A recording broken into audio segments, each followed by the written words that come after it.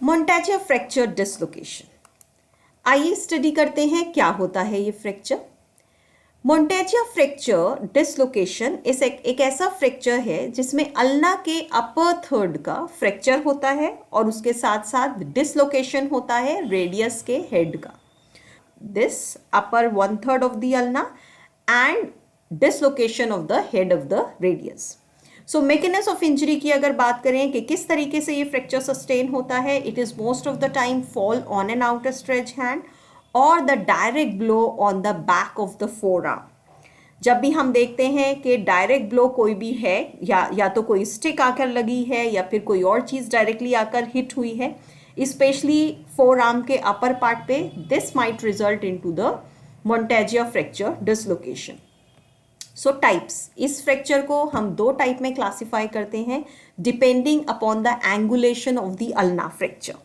So extension type and fracture type. Extension type की अगर बात करें, the fractured ulna angulate anteriorly. जैसे आप यहाँ देख सकते हैं जो फ्रैक्चर्ड हमारा अल्ना है वो एंटीरियरली एंगुलेट हो रहा है, आगे की तरफ आ रहा है। जो डिस्टल फ्रेगमेंट है वो एक्सटेंड हो रही है, डाउनवर्ड डायरेक्शन में जा रही है। And the radial head dislocates anteriorly. Radial head anteriorly ऊपर की तरफ मूव हो रहा है। This is the most common type of fracture.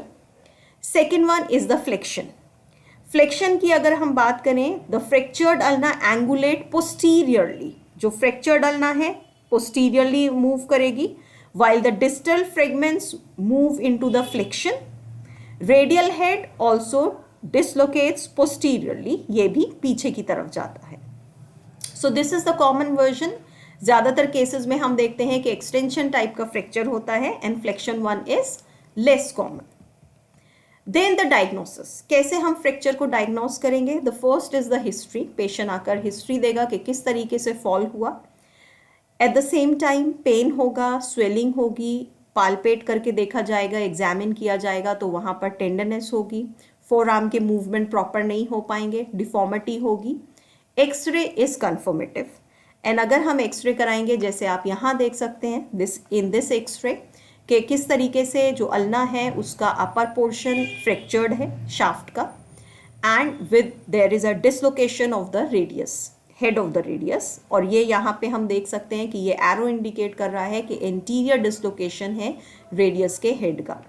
Now in case if there is a isolated fracture of the ulna, ऐसे केसेस में it is very important, specially if the isolated fracture is in its upper half, it is very important to carefully look for the dislocated head of the radius. अक्सर ऐसा होता है कि ulna के fracture की वजह से जो हेड है रेडियस का डिसलोकेटेड वो इतना ऑब्वियस नहीं होता है और वो मिस हो जाता है।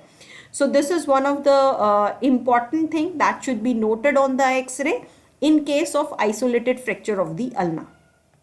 Treatment, this is a very unstable injury. हम अक्सर देखते हैं कि ये जो फ्रैक्चर है ये अक्सर रीडिस्प्लेस हो जाता है। सो जब भी इस फ्रैक्चर को कंजर्वेटिवली ट्रीट किया जाता है, so every till 3 to 4 weeks every week एक चेक एक्सरे किया जाता है। अगर स्टेबल है फ्रैक्चर देन इट्स ओके, वही कंटिन्यू किया जाएगा। बट अगर उन चेक एक्सरे में रीडिस्प्लेसमेंट होता है then surgery is the best option because it is a highly unstable injury. So conservative method की अगर बात करें, रिडक्शन जनरल एनेस्थीसिया के में किया जाता है और सुपिनेशन में कास्ट दिया जाता है।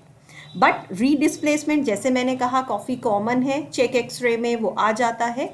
So if there is a redisplacement तो surgery is the better option. Surgery में ओपन रिडक्शन, इंटरनल फिक्सेशन किया जाता है यूजिंग अ प्लेट, जैसे आप यहाँ इमेज में देख सकते हैं। Here the plate is being used for the correction of the upper part of the ulna, जो कि यहाँ हमारा फ्रैक्चर है उसे करेक्ट करने के लिए प्लेट यूज़ की गई है। Once the ulna fracture is reduce तो हम देखते हैं जो हेड है रेडियस का that is automatically fall into the position. So this is how this fracture is being treated. Now comes the complication. The one and the important complication of this fracture is the malunion. Occur commonly in cases treated conservatively. जैसे मैंने बताया कि ये fracture अक्सर रीडिस्प्लेस हो जाता है। सो conservative जो भी हमारे मेथड होते हैं जिसमें जनरल एनेस्थीसिया के अंडर रिड्यूस करके कास्ट लगा दी जाती है, उसमें बिकॉज ऑफ रीडिस्प्लेसमेंट क्या होता है, अक्सर माल यूनियन हो जाता है, अपने प्रॉपर अलाइनमेंट में फ्रेगमेंट्स नहीं जुड़ती हैं।